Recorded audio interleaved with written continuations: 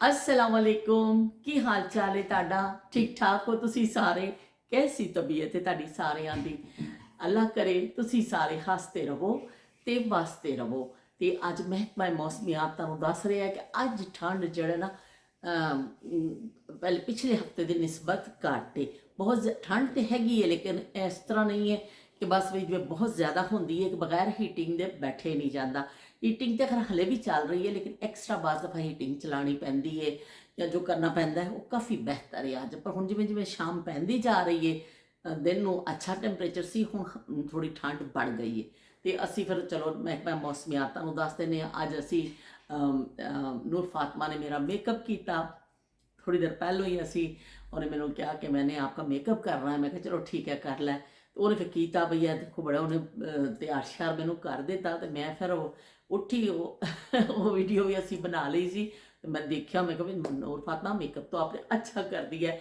कि बहुत सिंपल जहा किया उन्हें लेकिन है कि चलो बच्ची है उन्हें अपना हाथ साफ करना है तो मॉडल मैं बन जानी हूँ तो मैं क्या चलो हम मैं लगे हाथों फिर मैं एक बना ही लवां एक बैठ के वीडियो एक थोड़ी जी अपना रिकॉर्ड कर लवां कि जड़ा सी मंगनी दे हवाले नाल गल कीती सी कि मंगनी हो जाती सी नायाब जमानियां च ते मोती चूर दे लड्डू भी खाधे जाते सन ते दोनों पासे फिर खुशियां दे नाल तैयारियां शुरू हो जांदियां सन कि चलो बई हुण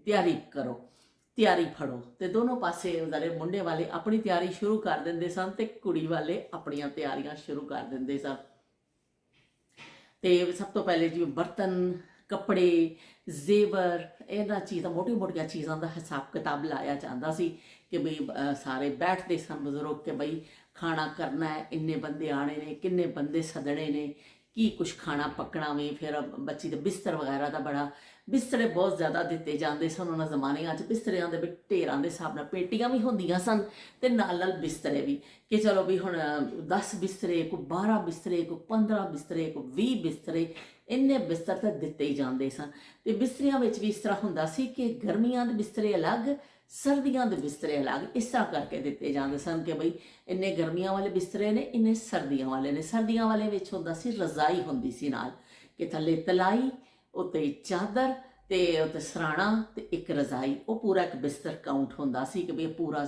ਬਿਸਤਰ ਹੈ ਤੇ ਗਰਮੀਆਂ ਵਾਲੇ ਵਿੱਚ ਹੁੰਦੀ ਸੀ ਥੱਲੇ ਵਿੱਚ ਚਰਪਾਈ ਤੇ ਵਿਛਾਉਣ ਵਾਸਤੇ ਮੰਜੀ ਤੇ ਵਿਛਾਉਣ ਵਾਸਤੇ ਚਤਈ ਤੇ ਸਰਾਣਾ ਤੇ ਉੱਤੇ ਖੇਸ ਤੇ ਉਹ ਫਿਰ ਗਰਮੀਆਂ ਦਾ ਬਿਸਤਰ ਕਹਿਲਾਂਦਾ ਸੀ ਇਸ ਤਰ੍ਹਾਂ ਫਿਰ ਬਿਸਤਰੇ ਵੀ ਗਿਣੇ ਜਾਂਦੇ ਸਨ ਕੁਛ ਮਾਵਾਂ ਨਾਲੋਂ ਨਾਲ ਬਣਾ ਕੇ ਰੱਖਦੀਆਂ ਸਨ ਕਿ ਕੋਈ ਥੋੜ੍ਹਾ ਥੋੜ੍ਹਾ ਜਿਵੇਂ ਕਿ ਬਈ ਅਸੀਂ ਬੱਚੀਆਂ ਦਾ ਪਤਾ ਹੁੰਦਾ ਸੀ ਵੀ ਸ਼ਾਦੀ ਕਰਨੀ ਨਹੀਂ ਤਾਂ ਫਿਰ ਉਸ ਲਿਆ ਜਾਂਦਾ ਸੀ ਪਰ ਦੇਖਿਆ ਜਾਂਦਾ ਸੀ ਵੀ ਕਿੰਨੀਆਂ ਰਜ਼ਾਈਆਂ ਬਣਾਉਣੀਆਂ ਨੇ ਕਿੰਨੀਆਂ ਤਲਾਈਆਂ ਬਣਾਉਣੀਆਂ ਨੇ ਤੇ ਕਿੰਨੇ ਬਿਸਤਰੇ ਬਣਾਉਣੇ ਨੇ ਤੇ ਉਹ ਫਿਰ ਉਸ ਹਿਸਾਬ ਦੇ ਨਾਲ ਚਤਈਆਂ ਤੇ ਖੇਸ ਸਰਾਣੇ ਸਭ ਹਿਸਾਬ ਤੇ ਭਾਂਡਿਆਂ ਦਾ ਹਿਸਾਬ ਕੀਤਾ ਜਾਂਦਾ ਸੀ ਵੀ ਭਾਂਡੇ ਲੈਣੇ ਨੇ ਦਿਸ਼ਕੇ ਲੈਣੇ ਨੇ ਤੇ ਪਲੇਟਾਂ ਦਾ ਉਹ ਸਾਰਾ ਹਿਸਾਬ ਮਤਲਬ ਸਾਰਾ ਹਿਸਾਬ ਤੇ ਲਾਇਆ ਜਾਂਦਾ ਸੀ ਬੈਠ ਕੇ ਵੀ ਅਸੀਂ ਸ਼ਾਦੀ ਤੇ ਜ਼ੇਵਰ ਕਿੰਨਾ ਪਾਣਾ ਕੁੜੀ ਨੂੰ ਟੂਮਾਂ ਕੀ ਪਾਣੀਆਂ ਨੇ ਟੂਮ ਦਾ ਲਫ਼ਜ਼ ਆਉਂਦਾ ਸੀ ਕਿ ਟੂਮਾਂ ਬਣਵਾਉਣੀਆਂ ਨੇ ਕਿਹੜੀ ਕਿਹੜੀਆਂ ਟੂਮਾਂ ਬਣਵਾਉਣੀਆਂ ਜ਼ੇਵਰ ਵਾਸਤੇ ਜ਼ੇਵਰ ਵੀ ਕਿਹਾ ਜਾਂਦਾ ਸੀ ਤੇ ਬਾਕੀ ਹੈ ਟੂਮ ਦਾ ਲਫ਼ਜ਼ ਆਉਂਦਾ ਸੀ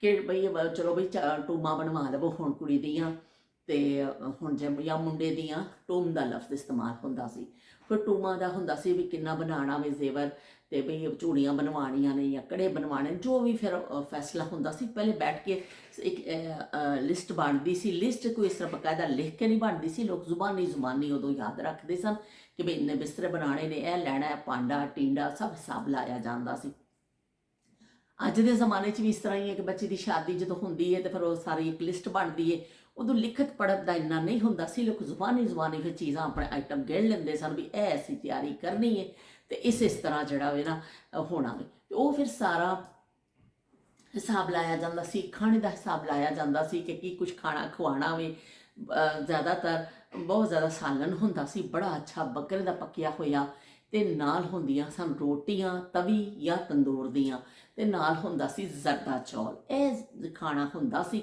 ਸ਼ਾਦੀ ਦਾ ਕਿ ਸਭ ਪੇਟ ਭਰ ਕੇ ਖਾਂਦੇ ਸਨ ਤੇ ਉਹ ਕਰਦੇ ਸਨ ਤੇ ਨਾਲ ਹੋ ਗਿਆ ਦਹੀਂ ਰੱਖ ਦਿੱਤਾ ਅੱਜ ਕੱਲ੍ਹ ਤਾਂ ਸੈਲਡ ਔਰ ਇਹ ਚੀਜ਼ਾਂ ਰਾਇਤਾ ਇਹ ਬਹੁਤ ਦੇ ਉਸ ਜ਼ਮਾਨੇ ਵਿੱਚ ਤੇ ਫਿਰ ਐਵੇਂ ਕਿ ਦਹੀਂ ਦੇ ਕੁੰਡੇ ਹੀ ਰੱਖ ਦਿੱਤੇ ਜਾਂਦੇ ਸਨ ਮੈਂ ਇਸ 'ਤੇ ਵੀ ਗੱਲ ਦੱਸਾਂਗੀ ਤੁਹਾਨੂੰ ਦਹੀਂ ਦੇ ਕੂੰਡਿਆਂ ਵਾਲੀ ਵੀ, ਕਿ ਦਹੀਂ ਦੇ ਕੂੰਡੇ ਕਿੰਨੇ ਜ਼ਬਰਦਸਤ ਮਿੱਠਾ ਦਹੀਂ ਹੁੰਦਾ ਸੀ, ਤੇ ਲੋਕ ਕਰਦੇ ਸਨ, ਤਾਂ ਬਹੁਤ ਮਜ਼ੇਦਾਰ ਲੱਗਦਾ ਸੀ ਉਹ ਦਹੀਂ। ਬਹਰਹਾਲ ਸਾਰਾ ਹਿਸਾਬ ਕਿਤਾਬ ਲਾ ਕੇ ਮੋਟਾ ਮੋਟਾ ਹਿਸਾਬ ਕਿਤਾਬ ਲਾਇਆ ਜਾਂਦਾ ਸੀ, ਔਰ ਉਸ ਤੋਂ ਬਾਅਦ ਫਿਰ ਖਰੀਦਦਾਰੀ ਸ਼ੁਰੂ ਕਰ ਦਿੱਤੀ ਜਾਂਦੀ ਸੀ। ਬਾਜ਼ਾਰ ਤੋਂ ਕੱਪੜਾ ਲਿਆਉਣਾ, ਤੇ ਫਿਰ ਉਹਨੂੰ ਫਿਰ ਜਿਹੜੀਆਂ ਰਜ਼ਾਈਆਂ ਜਿਹੜੀਆਂ ਨੇ ਉਹ ਸੀਤੀਆਂ ਜਾਂਦੀਆਂ ਸਨ। ਜਿਨ੍ਹਾਂ ਨੇ ਬਿਸਤਰੇ ਨਹੀਂ ਬਣਾ ਕੇ ਰੱਖੇ ਹੁੰਦੇ ਸਨ, ਰੂੰ ਖਰੀਦ ਕੇ ਬੋਰੀਆਂ 'ਚ ਪਾ ਕੇ ਰੱਖਿਆ ਹੁੰਦਾ ਸੀ ਸਟੋਰਾਂ ਵਿੱਚ, ਕਿ ਰੂੰ ਦੇਸੀ ਰੂੰ ਹੁੰਦਾ ਸੀ ਉਸ ਜ਼ਮਾਨੇ 'ਚ। ਜਦੋਂ ਕੁਛ ਲੋਕਾਂ ਦੇ ਆਪਣੇ ਘਰ ਦੀ ਫਸਲ ਹੁੰਦੀ ਸੀ, ਕੁਛ ਕਿਤੋਂ ਫਿਰ ਖਰੀਦਦੇ ਸਨ। ਜਿਨ੍ਹਾਂ ਦੀ ਘਰ ਦੀ ਵੀ ਹੁੰਦੀ ਸੀ, ਉਹ ਜ਼ਰੂਰ ਬਿਸਤਰਿਆਂ ਵਾਸਤੇ ਰੱਖਦੇ ਸਨ, ਕਿ ਚਲੋ ਬਈ ਫਿਰ ਭਰਵਾ ਲਾਂਗੇ ਜਦੋਂ ਭਰਵਾਣੇ ਹੋਣਗੇ। ਉਹ ਬੋਰੀਆਂ ਰੱਖੀਆਂ ਹੁੰਦੀਆਂ ਨੇ ਸਟੋਰ ਵਿੱਚ। ਉਹ ਫਿਰ ਕੱਪੜਾ ਲਿਆ ਕੇ ਔਰ ਉਹਨੂੰ ਫਿਰ ਬਿਸਤਰੇ ਬੁਸਤਰੇ, ਫਿਰ ਰਜ਼ਾਈਆਂ ਤੇ ਸਾਰਾ ਤਿਆਰ ਕੀਤਾ ਜਾਂਦਾ ਸੀ। ਸ਼ਨੀਲ ਦੀ ਰਜ਼ਾਈ ਲਾਜ਼ਮੀ ਹੁੰਦੀ ਸੀ, ਕਿ ਬਈ ਵਹੁਟੀ ਦਾ ਸਮਾਨ ਜਾਣਾ ਵੇ, ਵਹੁਟੀ ਨੂੰ ਭੇਜਣਾ, ਦੁਲਹਨ ਨੂੰ ਭੇਜਣਾ ਕਰਨਾ, ਸ਼ਨੀਲ ਦੀ ਰਜ਼ਾਈ ਲਾਜ਼ਮੀ, 1 ਜਾਂ 2 ਰਜ਼ਾਈਆਂ ਸ਼ਨੀਲ ਦੀਆਂ ਲਾਜ਼ਮੀ ਹੁੰਦੀਆਂ ਸਨ। ਬਰੋਕੇਟ ਇੱਕ ਕੱਪੜਾ ਆਉਂਦਾ ਸੀ, ਬਰੋਕੇਟ ਦੇ ਕੱਪੜੇ ਦੇ ਵਿੱਚ ਵੀ ਉੱਪਰ ਉਹ ਲੱਗਦਾ ਸੀ ਬਰੋਕੇਟ ਕੱਪੜਾ, ਨੀਚੇ ਫਿਰ ਪਲੇਨ ਕੱਪੜਾ ਲੱਗ ਕੇ ਉਹ ਚਮਕੀਲੀ ਜਿਹੀ ਰਜ਼ਾਈ ਬਣਦੀ ਸੀ ਸ਼ਾਦੀ ਵਿੱਚ। ਉਹ ਵੀ ਬੜਾ ਆਈਟਮ ਹੁੰਦਾ ਸੀ, ਕਿ ਬਈ ਇੱਕ ਬਰੋਕੇਟ ਦੀ ਰਜ਼ਾਈ ਜ਼ਰੂਰ ਬਣਾਉਣੀ। ਚਿੰਗਾਈ ਕੱਪੜਾ ਆਉਂਦਾ ਸੀ, ਉਹਦੀਆਂ ਰਜ਼ਾਈਆਂ ਬਣਦੀਆਂ ਸਨ। ਬਹਰਹਾਲ ਅੱਛੇ ਅੱਛੇ ਫਿਰ ਉਹ ਕੱਪੜੇ ਲੈ ਕੇ ਫਿਰ ਉਹਦੀਆਂ ਰਜ਼ਾਈਆਂ ਬਣਾਈਆਂ ਜਾਂਦੀਆਂ ਸਨ, ਤਾਂ ਕਿ ਬਿਸਤਰੇ ਚਾ ਕੇ। ਉਦੋਂ ਉਸ ਜ਼ਮਾਨੇ ਵਿੱਚ ਫਿਰ ਜਹੇਜ਼ ਜਿਹੜਾ ਦਿਖਾਇਆ ਜਾਂਦਾ ਸੀ, ਮੈਂ ਤੁਹਾਨੂੰ ਉਹ ਵੀ ਦੱਸਾਂਗੀ ਅੱਗੇ ਚੱਲ ਕੇ। ਜਦੋਂ ਦੁਲਹਨ ਜਾਂਦੀ ਸੀ, ਉਹ ਕੀ ਮੰਜ਼ਰ ਹੁੰਦਾ ਸੀ। ਸਾਰਾ ਜਿਹੜਾ ਦਾਜ ਕਹਿੰਦੇ ਨੇ, ਜਹੇਜ਼ ਦਾ ਲਫ਼ਜ਼ ਵੀ ਆਉਂਦਾ ਵੇ, ਪਰ ਦਾਜ ਕੀ ਦਿੱਤਾ ਮਾਂ ਪਿਓ ਨੇ, ਦਾਜ ਦਾ ਫਿਰ ਪੂਰਾ ਵਿਹੜੇ 'ਚ ਖਿਲਾਰ ਕੇ ਤੇ ਫਿਰ ਦਾਜ ਦਿਖਾਇਆ ਜਾਂਦਾ ਸੀ। ਉਹ ਮੈਂ ਤੁਹਾਨੂੰ ਅੱਗੇ ਜਾ ਕੇ ਰੁਖਸਤੀ ਦੇ ਦੁਲਹਨ ਪਹੁੰਚੇਗੀ ਨਾ ਆਪਣੇ ਘਰ, ਫਿਰ ਉਦੋਂ ਦਾ ਮੰਜ਼ਰ ਦੱਸਾਂਗੀ। ਤੇ ਦਾਜ ਦਿਖਾਇਆ ਜਾਂਦਾ ਸੀ, ਤਾਂ ਬਿਹਤਰੀਨ ਚੀਜ਼ਾਂ ਲਈਆਂ ਜਾਂਦੀਆਂ ਸਨ, ਕਿ ਵੀ 4 ਲੋਕਾਂ ਨੇ ਦੇਖਣਾ ਵੇ, ਦਾਜ ਜਾਣਾ ਵੇ, ਤੇ ਬੱਚੀ ਦਾ ਚੰਗੀਆਂ ਚੀਜ਼ਾਂ ਹੋਣ। ਔਰ ਵੈਸੇ ਵੀ ਮਾਂ ਬਾਪ ਦੀ ਕੋਸ਼ਿਸ਼ ਤਾਂ ਇਹੀ ਹੁੰਦੀ ਹੈ ਨਾ, ਕਿ ਅਸੀਂ ਆਪਣੀ ਬੱਚੀ ਨੂੰ ਅੱਛੇ ਤੋਂ ਅੱਛਾ ਦੇ ਕੇ ਰਵਾਨਾ ਕਰੀਏ।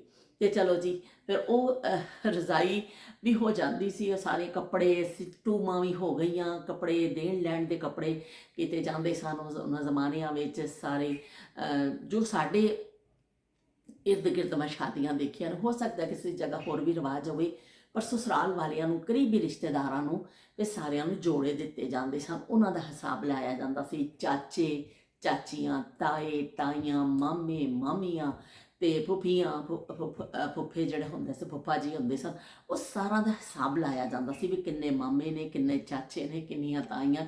ਉਹ ਫਿਰ ਸਾਰੇ ਗਿਣ ਕੇ ਫਿਰ ਉਹ ਦੇਣ ਲੈਣ ਦੇ ਕੱਪੜੇ ਵੀ ਲਏ ਜਾਂਦੇ ਸਨ। ਉਹਨਾਂ ਨੂੰ ਫਿਰ ਉਹਨਾਂ ਨੂੰ ਦਿੱਤਾ ਜਾਂਦਾ ਸੀ ਗਿਫਟ ਦੇ ਤੌਰ 'ਤੇ। ਉਹ ਸਾਰੇ ਕੱਪੜੇ ਵੀ ਲਏ ਜਾਂਦੇ ਸਨ, ਲਾੜੇ ਦੇ ਵੀ ਕੱਪੜੇ ਲਏ ਜਾਂਦੇ ਸਨ, ਉਹਦੇ ਘਰ ਵਾਲਿਆਂ ਦੇ ਵੀ, ਉਹਦੀ ਵਾਲਦਾ, ਉਹਦੀਆਂ ਭੈਣਾਂ, ਉਹਦੇ ਭਰਾ, ਸਭ ਦੇ ਕੱਪੜੇ ਲਏ ਜਾਂਦੇ ਸਨ।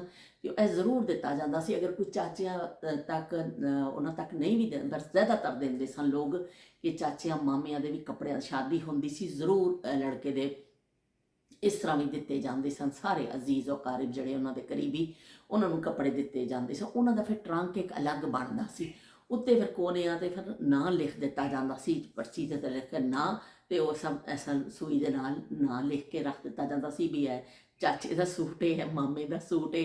ਉੱਪਰ ਮਾਮੂ ਜਾਨ, ਚਾਚਾ ਜਾਨ, ਤੇ ਚਾਚਾ ਜੀ ਤੇ ਮਾਮਾ ਜੀ, ਸਾ ਕਰਕੇ ਲਿਖ ਕੇ ਉਹ ਕੋਨੇ 'ਤੇ ਪਰਚੀ ਜਿਹੜੀ ਹੈ ਨਾ ਐਸਾ ਟਾਂਕ ਦਿੱਤੀ ਜਾਂਦੀ ਸੀ, ਤਾਂ ਕਿ ਪਤਾ ਚੱਲ ਜਾਏ। ਵੈਸੇ ਮਰਦਾਨਾ ਸੂਟ ਤੇ ਜ਼ਿਆਦਾਤਰ ਇਸ ਤਰ੍ਹਾਂ ਹੀ ਹੁੰਦੇ ਨੇ, ਮੁਖਤਲਿਫ ਕਲਰ ਦੇ ਹੁੰਦੇ ਨੇ, ਪਲੇਨ ਸੂਟ ਹੀ ਹੁੰਦੇ ਨੇ, ਪਰ ਫਿਰ ਵੀ ਉਹਨਾਂ 'ਤੇ ਲਿਖ ਦਿੱਤਾ ਜਾਂਦਾ ਸੀ।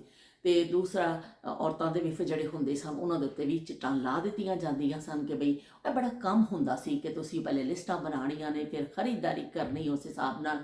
ਫਿਰ ਉਹ ਖਰੀਦ ਕੇ ਆਉਂਦੇ ਸਨ, ਟਰੰਕ ਖਰੀਦੇ ਜਾਂਦੇ ਸਨ।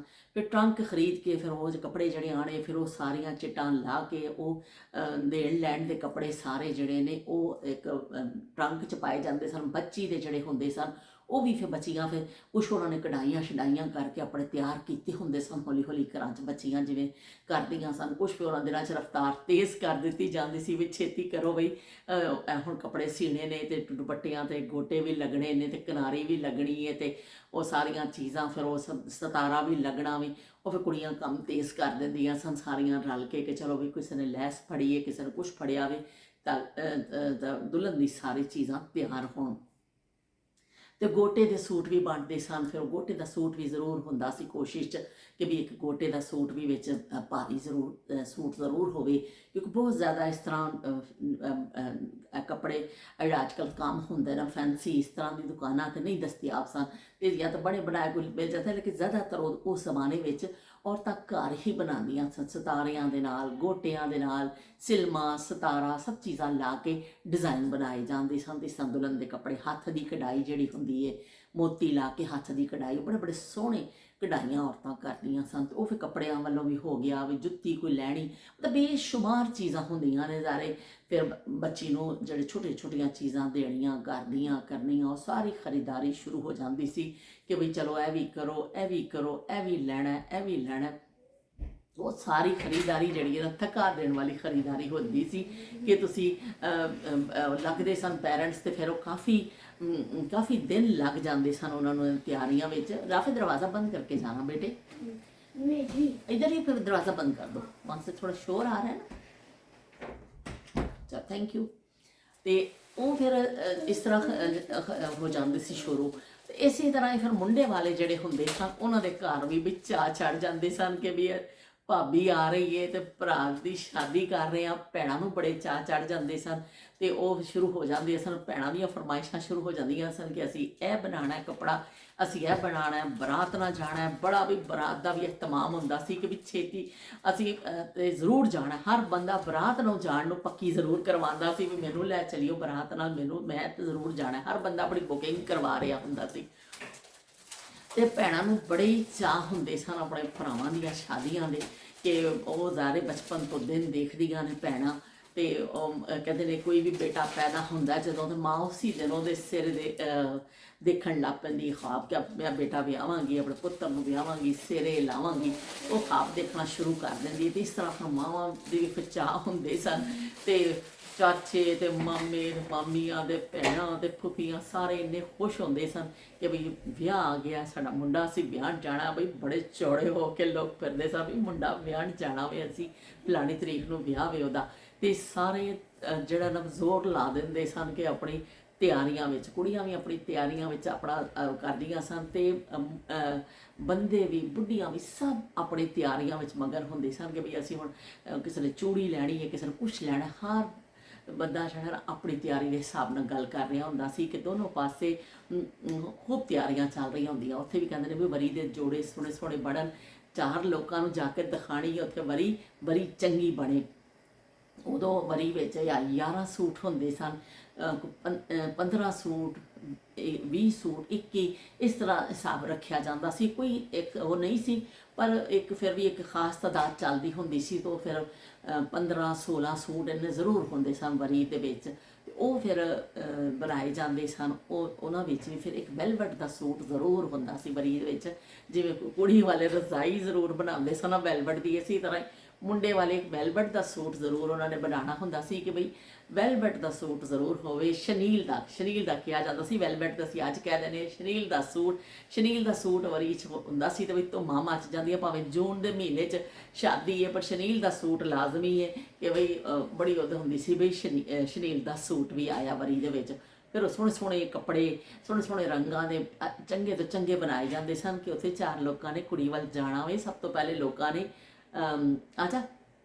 ਕਿ ਲੋਕਾਂ ਨੇ ਵਰੀ ਹੀ ਤੇ ਦੇਖਣੀ ਹੈ। ਉੱਥੋਂ ਡਿਮਾਂਡ ਹੀ ਆਉਂਦੀ ਸੀ ਔਰਤਾਂ ਦੀ ਕਿ ਜਦੋਂ ਸ਼ਾਦੀ ਕਰਕੇ ਨਿਕਾਹ ਹੋ ਜਾਂਦਾ ਸੀ, ਖਾਣਾ ਛਾਣਾ, ਚਲੋ ਵੀ ਹੁਣ ਵਰੀ ਦਿਖਾਓ, ਹੁਣ ਤੁਸੀਂ ਆਏ ਹੋ, ਕੀ ਲਿਆਏ ਹੋ ਤੁਸੀਂ ਕੁੜੀ ਵਾਸਤੇ। ਇਹ ਸਾਰੇ ਲੋਕ ਦੇਖਦੇ ਸਨ। ਇਹ ਵੀ ਮੈਂ ਤੁਹਾਨੂੰ ਮੰਜ਼ਰ ਦੱਸਾਂਗੀ ਅੱਗੇ ਚੱਲ ਕੇ ਸ਼ਾਦੀ ਵਿੱਚ।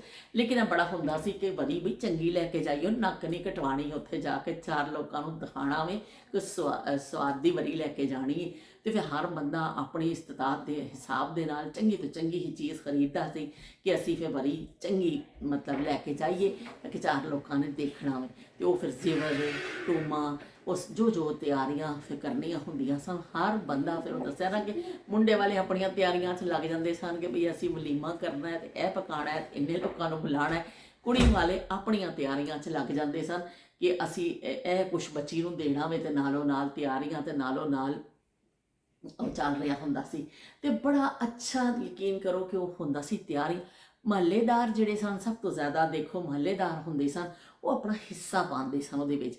ਹਰ ਬੰਦਾ ਵੱਧ ਕੇ, ਉਹ ਜ਼ਮਾਨੇ ਐਸੇ ਸਨ ਕਿ ਹਰ ਬੰਦਾ, ਉਹ ਕੁੜੀ ਵਾਲੇ ਹੋਣ ਜਾਂ ਮੁੰਡੇ ਵਾਲੇ, ਪਰ ਸਪੈਸ਼ਲੀ ਜੋ ਬੱਚੀ ਦੀ ਸ਼ਾਦੀ ਮਹੱਲੇ 'ਚ ਕਿਸੇ ਦੀ, ਹਰ ਬੰਦੇ ਨੇ ਕਹਿਣਾ ਵੀ ਮੇਰੀ ਸਾਡੀ ਧੀ ਹੈ।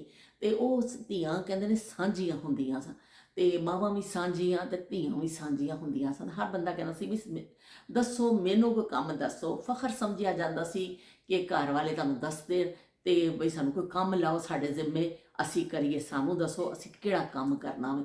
ਅਤੇ ਉਹ ਘਰ ਵਾਲੇ ਵੀ ਫਿਰ ਬਿਲਾ ਤਕੱਲੁਫ ਦੱਸਦੇ ਸਨ, ਉਹ ਕੋਈ ਤਕੱਲੁਫ ਨਹੀਂ ਹੁੰਦਾ ਸੀ ਵੀ ਚੱਲ ਵੀ ਫਲਾਣਿਆਂ ਤੂੰ ਇਹ ਕੰਮ ਕਰਨਾ ਹੈ, ਚੱਲ ਵੀ ਤੂੰ ਇਹ ਤੇਰੇ ਜ਼ਿੰਮੇ ਇਹ ਕੰਮ ਹੈ। ਇਸ ਤਰ੍ਹਾਂ ਮਿਲ ਜੁਲ ਕੇ ਬਿਲਕੁਲ ਇਸ ਤਰ੍ਹਾਂ ਲੱਗਦਾ ਸੀ ਕਿ ਜਿਵੇਂ ਇੱਕ ਘਰ ਦੀ ਸ਼ਾਦੀ ਹੈ, ਹਰ ਕੋਈ ਉਹਦੇ ਵਿੱਚ ਸ਼ਿਰਕਤ ਵੀ ਕਰਦਾ ਸੀ। ਕਿਸੇ ਨੂੰ ਸੱਦੇ ਦਾ ਇੰਤਜ਼ਾਰ ਨਹੀਂ ਹੁੰਦਾ ਸੀ, ਮਹੱਲੇ ਵਾਲਿਆਂ ਨੂੰ ਕਿਸੇ ਨੂੰ ਇਹ ਨਹੀਂ ਹੁੰਦਾ ਸੀ ਸਾਡੇ ਘਰ ਕਾਰਡ ਆਏਗਾ ਜਾਂ ਸਾਨੂੰ ਕੀ ਤਿਆਰੀ, ਨਹੀਂ ਬਈ ਮਹੱਲੇ 'ਚ ਸ਼ਾਦੀ ਅਨਾਊਂਸ ਹੋ ਗਈ ਹੈ, ਸਾਰਿਆਂ ਨੇ ਆਪਣਾ ਜਿਹੜਾ ਨਾ ਹਿੱਸਾ ਉਹਦੇ 'ਚ ਪਾਉਣਾ ਵੇ। ਹਰ ਕਿਸੇ ਨੂੰ ਡਿਊਟੀਆਂ ਦਿੱਤੀਆਂ ਜਾਂਦੀਆਂ ਸਨ ਕਿ ਬਈ ਤੁਸੀਂ ਇਹ ਕੰਮ ਕਰਨਾ ਹੈ, ਤੁਸੀਂ ਇਹ ਦੇਖ ਲਈਓ, ਤੁਸੀਂ ਇਹ ਦੇਖ ਲਈਓ। ਅਤੇ ਬਿਲਕੁਲ ਖੁਸ਼ ਸਲੂਬੀ ਨਾਲ, ਹੰਦਾ ਪੇਸ਼ਾਨੀ ਦੇ ਨਾਲ ਲੋਕ ਹੱਸ ਹੱਸ ਕੇ ਜੋ ਕਹਿੰਦੇ ਸਨ ਬਈ ਸਾਨੂੰ ਕੋਈ ਮਸਲਾ ਹੀ ਨਹੀਂ ਹੈ, ਦੱਸੋ ਕੰਮ ਜਿੰਨੇ ਵੀ ਹੈਗੇ ਨੇ। ਤਾਂ ਸਾਰੇ ਕੰਮ ਇਸ ਤਰ੍ਹਾਂ ਨਿਪਟਾਏ ਜਾਂਦੇ ਸਨ ਕਿ ਸ਼ਾਦੀ ਦੇ ਹਵਾਲੇ ਨਾਲ ਜਿੰਨੇ ਵੀ ਕੰਮ ਹੁੰਦੇ ਸਨ।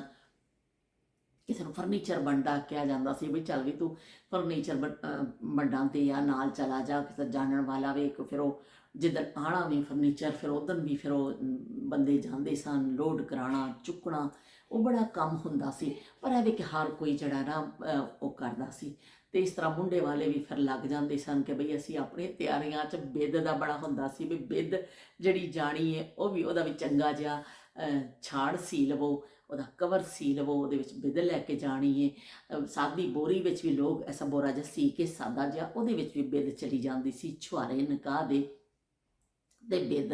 ਪਰ ਐਵੇਂ ਕਿ ਉਹਦੇ ਵਾਸਤੇ ਬਾਜ਼ ਲੋਕ ਬੜੇ ਇਸਤਮਾਮ ਕਰਦੇ ਸਨ ਕਿ ਲਾਲ ਰੰਗ ਦਾ ਥੈਲਾ ਸੀ ਕੇ ਉੱਤੇ ਕੋਈ ਗੋਟੀ ਛੋਟੀ ਨਾਲ ਥੋੜ੍ਹਾ ਜਿਹਾ ਡਿਜ਼ਾਇਨ ਬਣਾ ਦੇਣਾ ਕਿ ਪਤਾ ਚੱਲੇ ਵੀ ਬਿੱਦ ਦਾ ਲਿਫਾਫਾ ਥੈਲਾ ਆਇਆ ਵੇ, ਬਿੱਦ ਆਈਏ, ਬਿੱਦ ਦੀ ਬੋਰੀ। ਅਤੇ ਉਹ ਬਿੱਦ ਜਿੰਨੀ ਬੋਰੀ ਵੱਡੀ ਹੋਏਗੀ, ਕਲਰਫੁਲ ਹੋਏਗੀ, ਉਨੀ ਹੀ ਫਿਰ ਉਹ ਤੁਹਾਡੀ ਇੱਜ਼ਤ ਹੁੰਦੀ ਸੀ। ਉਹ ਵਾਸਤੇ ਉਹ ਜਿਹੜਾ ਨਾਈ ਸੀ ਸਾ ਚੁੱਕ ਕੇ ਨਾ ਮੋਢੇ 'ਤੇ ਇਸ ਤਰ੍ਹਾਂ ਉਹ ਫਿਰ ਲੈ ਕੇ ਆਉਂਦਾ ਹੁੰਦਾ ਸੀ ਗੱਡੀ, ਜਿਹੜੀ ਕੋਈ ਗੱਡੀ ਹੈ ਜਿਹੜੀ ਉਹਦੇ 'ਚੋਂ ਕੱਢ ਕੇ ਫਿਰ ਮੋਢਿਆਂ 'ਤੇ ਰੱਖ ਕੇ ਨਾ, ਉਹ ਫਿਰ ਲੋਕ ਸਮਝ ਜਾਂਦੇ ਸਨ ਵੀ ਇਹ ਬਿੱਦ ਦਾ ਥੈਲਾ ਚੱਲਿਆ ਜੇ ਬਈ ਇੰਨੀ ਸਾਰੀ ਬਿੱਦ ਆਈਏ। ਅਤੇ ਉਹ ਫਿਰ ਬਿੱਦ ਦਾ ਸਪੈਸ਼ਲ ਇੱਕ ਥੈਲਾ ਤਿਆਰ ਹੁੰਦਾ ਸੀ। ਕੁਝ ਲੋਕ ਸਾਦਾ ਵੀ ਲੈ ਜਾਂਦੇ ਸਨ, ਜ਼ਰੂਰੀ ਨਹੀਂ ਸੀ, ਪਰ ਜ਼ਿਆਦਾਤਰ ਹੈ ਕਿ ਲਾਲ ਰੰਗ ਦਾ ਕੱਪੜਾ ਲਿਆ ਅਤੇ ਉਹਨੂੰ ਬਸ ਐਸਾ ਰੇੜ ਕੇ ਨਾੜੇ ਵਾਂਗਰ ਨਾੜਾ ਪਾ ਲਿਆ ਅਤੇ ਉਹਨੂੰ ਥੋੜ੍ਹਾ ਜਿਹਾ ਸਜਾਵਟ ਕਰ ਦਿੱਤੀ ਜਾਂਦੀ ਸੀ ਕਿ ਖੂਬਸੂਰਤ ਲੱਗੇ, ਬਿੱਦ 'ਚ ਜਾਣਾ ਅਤੇ ਛੁਹਾਰੇ ਵੰਡਣੇ ਨੇ ਉੱਥੇ ਅਤੇ ਚੰਗਾ ਜਿਹਾ ਜਾਵੇ। ਅਤੇ ਉਹ ਸਾਰੇ ਪਾਸੇ ਬਸ ਖੁਸ਼ੀਆਂ ਹੀ ਖੁਸ਼ੀਆਂ ਹੁੰਦੀਆਂ ਸਨ ਸ਼ਾਦੀ ਦੇ ਨਾਂ 'ਤੇ। ਫਿਰ ਲੋਕਾਂ ਕੋਲ ਹੋਰ ਕੋਈ ਐਸੀ ਤਫਰੀਹ ਨਹੀਂ ਹੁੰਦੀ ਸੀ, ਲੋਕ ਕਿਤੇ ਘੁੰਮਣ ਨਹੀਂ ਜਾਂਦੇ ਸਨ, ਲੋਕਾਂ ਕੋਲ ਕੋਈ ਹੋਰ ਐਸੇ ਵਸਾਇਲ ਨਹੀਂ ਹੁੰਦੇ ਸਨ। ਮਹੱਲੇ 'ਚ ਕੋਈ ਸ਼ਾਦੀ ਆ ਗਈ, ਰਿਸ਼ਤੇਦਾਰਾਂ 'ਚ ਕੋਈ ਸ਼ਾਦੀ ਆ ਗਈ, ਭੈਣਾਂ ਭਰਾਵਾਂ 'ਚ ਕੋਈ ਸ਼ਾਦੀ ਆ ਗਈ, ਬਸ ਫਿਰ ਬਈ ਵਾਰੀ ਸਦਕੇ। ਅਤੇ ਉਹ ਮੌਜ਼ੂ ਵੀ ਗੱਲਾਂ ਦਾ ਉਹੀ ਹੁੰਦਾ ਸੀ, ਸ਼ੌਕ ਵੀ ਉਸੇ ਚੀਜ਼ ਦਾ ਹੀ ਹੁੰਦਾ ਸੀ, ਅਤੇ ਤਿਆਰੀਆਂ ਵੀ ਉਹਦੀਆਂ ਹੀ ਹੁੰਦੀਆਂ ਸਨ ਕਿ ਬਈ ਅਸੀਂ ਸਭ ਤੋਂ ਜ਼ਿਆਦਾ ਅੱਗੇ ਵੱਧ ਕੇ ਕੰਮ ਵੀ ਕਰੀਏ ਇੱਕ ਦੂਸਰੇ ਦਾ, ਉਸ ਚੀਜ਼ ਨੂੰ ਇੰਜੋਏ ਵੀ ਕਰੀਏ। ਬਹੁਤ ਮਜ਼ਾ ਆਉਂਦਾ ਸੀ ਕਿ ਕੰਮ ਜਿਹੜਾ ਕੰਮ ਨਹੀਂ ਲੱਗਦਾ ਸੀ, ਇੰਨੇ ਲੋਕ ਦਸਤਿਆਬ ਹੁੰਦੇ ਸਨ ਉਦੋਂ ਕੰਮ ਕਰਨ ਵਾਲੇ ਕਿ ਇਸ ਤਰ੍ਹਾਂ ਕਹਿੰਦੇ ਨੇ ਹੱਥੋਂ ਪੜੱਤੀ ਕੰਮ ਹੋ ਜਾਂਦਾ ਸੀ ਕਿ ਚੱਲ ਵੀ ਤੂੰ ਕਰ, ਚੱਲ ਵੀ ਤੂੰ ਕਰ, ਅਤੇ ਉਹ ਕੰਮ ਹੋ ਜਾਂਦਾ ਸੀ।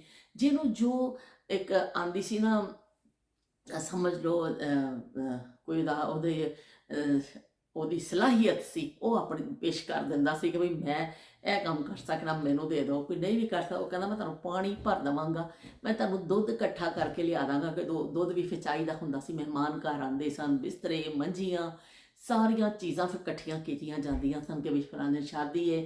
ਸਾਰੇ ਮਹੱਲੇ 'ਚ ਪੈਗਾਮ ਭਿਜਵਾਇਆ ਜਾਂਦਾ ਸੀ ਕਿ ਵੀ ਸਾਨੂੰ ਬਿਸਤਰਾ, ਮੰਜੀ ਚਾਹੀਦੀ। ਅਤੇ ਉਹ ਫਿਰ ਰਿਸ਼ਤੇਦਾਰਾਂ ਨੇ ਆਉਣਾ ਹੁੰਦਾ ਸੀ, ਉਹ ਸਾਰੇ ਕੋਈ ਇੱਕ ਮੰਜੀ, ਕੋਈ ਦੋ ਮੰਜੇ, ਅਤੇ ਕੋਈ ਦੋ ਬਿਸਤਰੇ, ਕੋਈ ਚਾਰ ਬਿਸਤਰੇ, ਜਿੰਨੇ ਫਿਰ ਘਰਾਂ 'ਚ ਹੁੰਦੇ ਸਨ ਸਾਰੇ ਉੱਥੇ ਪਹੁੰਚਾ ਦਿੱਤੇ ਜਾਂਦੇ ਸਨ ਕਿ ਚਲੋ ਵੀ ਸ਼ਾਦੀ ਹੈ, ਮੰਜਾ ਬਿਸਤਰਾ ਪਹੁੰਚਾਓ। ਇਸ ਤਰ੍ਹਾਂ ਫਿਰ ਮੁੰਡੇ ਵਾਲੇ ਵੀ ਇਕੱਠੇ ਕਰਦੇ ਸਨ, ਉਹਨਾਂ ਦੇ ਵੀ ਮਹਿਮਾਨ ਆਉਣੇ ਹੁੰਦੇ ਸਨ, ਕੁੜੀ ਵਾਲੇ ਵੀ ਇਕੱਠੇ ਕਰਦੇ ਸਨ, ਉਹਨਾਂ ਦੇ ਮਹਿਮਾਨ। ਦੁੱਧ ਦਾ ਕਿਹਾ ਜਾਂਦਾ ਸੀ ਸਪੈਸ਼ਲੀ ਕਿ ਵੀ ਦੁੱਧ ਜਿਹੜਾ 2-4 ਘਰਾਂ ਤੋਂ ਲੋਕ ਪੈਸੇ ਨਹੀਂ ਲੈਂਦੇ ਸਨ, ਜਿਹਨਾਂ ਦੇ ਘਰਾਂ 'ਚ ਮੱਝਾਂ ਹੁੰਦੀਆਂ ਸਨ, ਆਪਣੇ ਘਰ ਦੇ ਦੁੱਧ ਹੁੰਦੇ ਸਨ, ਲੋਕ ਕਹਿਣਾ ਉਹ ਬਿਸਮਿਲ੍ਲਾ, ਕੋਈ ਮਸਲਾ ਹੀ ਨਹੀਂ, ਸਾਡੀ ਧੀ ਦਾ ਵਿਆਹ ਵੇ, ਕੋਈ ਅਸਾਸੀ ਨਹੀਂ ਹਿੱਸਾ ਪਾਉਣਾ, ਸਾਡੀ ਨਹੀਂ ਧੀ। ਉਹ 5 ਕਿਲੋ ਦੁੱਧ, 4 ਕਿਲੋ ਦੁੱਧ, ਕਿਸੇ ਨੂੰ 2 ਕਿਲੋ ਦੁੱਧ, ਜਿੰਨੀ ਜਿਹਦੇ ਹੁੰਦਾ ਸੀ ਨਾ, ਉਹ ਮੁਖਤਲਿਫ ਘਰਾਂ 'ਚੋਂ ਦੁੱਧ ਆ ਜਾਂਦਾ ਸੀ ਕਿ ਕੋਈ ਮਹਿਮਾਨ ਆਏ ਹੁੰਦੇ ਸਨ, ਚਾਹ ਚੱਲਦੀ ਸੀ, ਉਹ ਫਿਰ ਨਾਲੋਂ ਨਾਲ ਫਿਰ ਸਾਨੂੰ ਲੋਕ ਭੇਜ ਦਿੰਦੇ ਸਨ। ਫਿਰ ਮਸਲਾ ਨਹੀਂ ਹੁੰਦਾ ਸੀ ਕਿਉਂਕਿ ਉਸ ਜ਼ਮਾਨੇ ਕਿੰਨੀਆਂ ਬਾਜ਼ਾਰਾਂ ਵਿੱਚ ਸ਼ੌਪਸ ਨਹੀਂ ਹੁੰਦੀਆਂ ਸਨ ਦੁੱਧ ਦੀਆਂ ਜਾਂ ਹੋਰ ਚੀਜ਼ਾਂ ਦੀਆਂ। ਫਿਰ ਉਸ ਜ਼ਮਾਨੇ 'ਚ ਇਸ ਤਰ੍ਹਾਂ ਹੀ ਸੀ ਕਿ ਵੀ ਸਭ ਪੂਰੇ ਪਿੰਡ ਤੋਂ ਹੀ ਲੋਕ ਆਲੇ ਦੁਆਲੇ ਤੋਂ ਹੀ ਇਕੱਠਾ ਕਰ ਲੈਂਦੇ ਸਨ।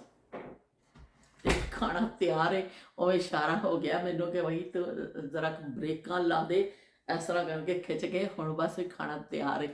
ਤੇ ਹੁਣ ਮੈਂ ਥੋੜੀ ਜਿਹੀ ਗੱਲ ਮੁਖਤਸਰ ਕਰ ਰਹੀ ਹਾਂ। ਅੱਜ ਮੈਂ ਦੇਖੋ ਇਸ ਹਵਾਲੇ ਨਾਲ ਗੱਲ ਕੀਤੀ ਤਿਆਰੀਆਂ ਦੇ ਹਵਾਲੇ ਨਾਲ ਕਿ ਵੀ ਸਾਰਾ ਦੁੱਧ ਦੇ ਬਿਸਤਰਾ ਵੇ, ਬਰਤਨ ਨੇ, ਹੋਰ ਚੀਜ਼ਾਂ ਨੇ, ਭਾਂਡੇ ਵੀ ਚਾਹੀਦੇ ਹੁੰਦੇ ਸਨ, ਦਿਚ ਕੇ ਦੂਸਰਿਆਂ ਦੇ ਘਰਾਂ 'ਚ ਮੰਗੇ ਜਾਂਦੇ ਸਨ।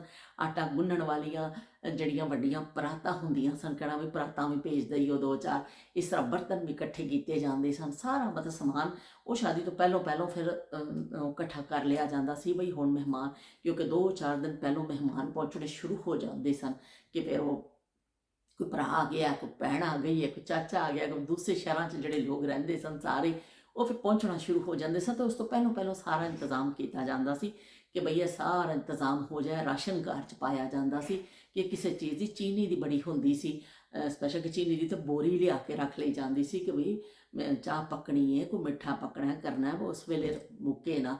ਤੇ ਲੋਕ ਜ਼ਮਾਨੇ ਵੀ ਐਸੇ ਸਨ, ਇਕੱਠਾ ਰਾਸ਼ਨ ਚੀਨੀ ਦੀ ਬੋਰੀ ਲੈ ਆਏ ਅੱਜ ਇਕੱਠੇ ਬੋਰੀ ਦੇ ਹਿਸਾਬ ਨਾਲ ਰਾਸ਼ਨ ਲਿਆ ਕੇ ਰੱਖ ਲਿਆ ਜਾਂਦਾ ਸੀ ਕਿ ਕੋਈ ਸਾਨੂੰ ਉਹਨਾਂ ਦਿਨਾਂ 'ਚ ਕੋਈ ਪਰੇਸ਼ਾਨੀ ਨਾ ਹੋਵੇ, ਕੋਈ ਦਿੱਕਤ ਨਾ ਹੋਵੇ। ਤੇ ਇਸ ਹਿਸਾਬ ਨਾਲ ਇਹ ਤੇ ਸੀ ਜੀ ਤਿਆਰੀਆਂ, ਜਿਹੜਾ ਨਕਸ਼ਾ ਮੈਂ ਖਿੱਚਿਆ ਨਾਕਾਮ ਕਿਸਮ ਦਾ ਕੋਸ਼ਿਸ਼ ਤੇ ਮੈਂ ਕੀਤੀ ਹੈ ਕਿ ਮੈਂ ਦੱਸਾਂ ਕਿ ਕਿਸ ਤਰ੍ਹਾਂ ਤਿਆਰੀਆਂ ਹੁੰਦੀਆਂ ਸਨ ਤੇ ਕਿਸ ਤਰ੍ਹਾਂ ਲੋਕ ਫਿਰ ਉਹਨਾਂ ਚੀਜ਼ਾਂ ਨੂੰ ਇੰਜੋਏ ਵੀ ਕਰਦੇ ਸਨ ਤੇ ਨਾਲ ਤਿਆਰੀਆਂ ਕਰਦੇ ਸਨ, ਨਾਲ ਗੱਪਾਂ ਚੱਲਦੀਆਂ ਸਨ, ਨਾਲ ਵਿਹੜਿਆਂ 'ਚ ਬੈਠੇ ਨੇ, ਨਾਲੋਂ ਨਾਲ ਰੋਜ਼ਾਨਾ ਦੇ ਹਿਸਾਬ ਨਾਲ ਬਰੀਫਿੰਗ ਚੱਲ ਰਹੀ ਹੈ ਕਿ ਵੀ ਕਿੱਥੇ ਤੱਕ ਗੱਲ ਤਿਆਰੀ ਪਹੁੰਚੀ ਹੈ, ਕਿੱਥੇ ਤੱਕ ਨਹੀਂ ਹੈ। ਤੇ ਉਹ ਸਾਰਾ ਲੋਕ ਜਿਹੜੇ ਉਹ 'ਚ ਸ਼ਾਮਿਲ ਹੁੰਦੇ ਸਨ। ਹਰ ਕੋਈ ਉਸ ਘਰ ਦੇ ਦਰਵਾਜ਼ੇ ਇਸ ਤਰ੍ਹਾਂ ਖੁੱਲ੍ਹੇ ਹੁੰਦੇ ਸਨ, ਜਿਹੜਾ ਮਰਜ਼ੀ ਆ ਜਾਵੇ, ਜਿਹੜਾ ਮਰਜ਼ੀ ਥੋੜ੍ਹੀ ਦੇਰ ਬੈਠ ਕੇ ਚਲਾ ਜਾਵੇ। ਆ ਜਾ ਮਾਸੀ ਤੂੰ ਵੀ ਆ ਜਾ ਚਾਚਾ ਜੀ ਤੁਸੀਂ ਵੀ ਆ ਜਾਓ, ਇਸ ਤਰ੍ਹਾਂ ਹੁੰਦਾ ਸੀ। ਮਾਸੀ ਵੀ ਬਿਲਾ ਧੜਕ ਆ ਜਾਂਦੀ ਸੀ ਤੇ ਚਾਚਾ ਵੀ ਕੋਈ ਮਹੱਲੇ ਦਾ ਬਿਲਾ ਧੜਕ ਆ ਜਾਂਦਾ ਸੀ, ਕੋਈ ਆਪਾਂ ਆ ਜਾਂਦੀ ਸੀ, ਕੋਈ ਭਰਾ ਜੀ ਆ ਜਾਂਦਾ ਸੀ। ਲੋਕ ਬੈਠਦੇ ਸਨ, ਗੱਪਸ਼ਪ ਕਰਦੇ ਸਨ, ਆਪਣਾ ਘਰ ਸਮਝ ਕੇ ਆਉਂਦੇ ਸਨ ਤੇ ਉਹਨਾਂ ਨੂੰ ਵੀ ਆਪਣਾ ਹੀ ਸਮਝ ਕੇ ਵੈਲਕਮ ਕੀਤਾ ਜਾਂਦਾ ਸੀ। ਇਸ ਤਰ੍ਹਾਂ ਨਹੀਂ ਕਿਹਾ ਜਾਂਦਾ ਸੀ ਵੀ ਸਾਡੇ ਤਾਂ ਸ਼ਾਦੀਆਂ ਨੇ ਤੇ ਇਹ ਖਾਮਖਾਹ ਵਿੱਚ ਤੁਰੇ ਪਏ ਆਉਂਦੇ ਨੇ, ਨਹੀਂ, ਲੋਕ ਖੁਸ਼ੀ ਖੁਸ਼ੀ ਆਉਂਦੇ ਸਨ, ਥੋੜ੍ਹੀ ਦੇਰ ਖਬਰਚਾਰ ਲਈ, ਗੱਪਸ਼ਪ ਕੀਤੀ, ਚਲੇ ਗਏ। ਹਰ ਇੱਕ ਲਈ ਦਰਵਾਜ਼ੇ ਖੁੱਲ੍ਹੇ ਹੁੰਦੇ ਸਨ ਕਿਉਂਕਿ ਦਰਵਾਜ਼ੇ ਤੇ ਹੁੰਦੇ ਨੇ ਦਿਲਾਂ ਦੇ, ਜਦੋਂ ਦਿਲ ਦੇ ਦਰਵਾਜ਼ੇ ਖੁੱਲ੍ਹੇ ਨੇ ਤੇ ਫਿਰ ਬਾਕੀ ਦਰਵਾਜ਼ੇ ਅਹਿਮੀਅਤ ਨਹੀਂ ਰੱਖਦੇ ਨੇ। ਤੇ ਉਸ ਵੇਲੇ ਦਿਲਾਂ ਦੇ ਦਰਵਾਜ਼ੇ ਲੋਕ ਖੋਲ੍ਹ ਕੇ ਰੱਖਦੇ ਸਨ ਕਿ ਆ ਜਾਓ, ਜਿਹਨੇ ਆਉਣਾ ਆਓ, 100 ਬਿਸਮਿਲ੍ਲਾ, 7 ਬਿਸਮਿਲ੍ਲਾ, ਲੱਖ ਬਿਸਮਿਲ੍ਲਾ। ਲੋਕ ਇਸ ਤਰ੍ਹਾਂ ਕਰਦੇ ਹੁੰਦੇ ਸਨ ਆਉਣ ਵਾਲੇ ਨੂੰ, ਤੇ ਬਿਸਮਿਲ੍ਲਾ ਤੋਂ ਸਿਵਾ ਗੱਲ ਨਹੀਂ ਹੁੰਦੀ ਸੀ। ਤੇ ਅੱਜ ਜ਼ਮਾਨਾ ਜਿਹੜਾ ਕਾਫੀ ਬਦਲ ਗਿਆ ਵੇ। ਅੱਜ ਲੋਕ ਨਾਗਵਾਰੀ ਦਾ ਇਜ਼ਹਾਰ ਕਰਦੇ ਨੇ ਜਾਂ ਕੁਛ ਕਰਦੇ ਨੇ, ਗੈਰ ਜ਼ਰੂਰੀ ਮਹਿਮਾਨਾਂ ਨੂੰ ਪਸੰਦ ਨਹੀਂ ਕੀਤਾ ਜਾਂਦਾ ਕਿ ਇਹ ਕੀ ਮੂੰਹ ਚੁੱਕ ਕੇ ਆ ਜਾਂਦਾ, ਇਹਨੂੰ ਪਤਾ ਨਹੀਂ ਕਿ ਸਾਡੇ ਘਰ ਅਸੀਂ ਆਪਣੀ ਤਿਆਰੀ ਕਰਨੀ ਹੈ।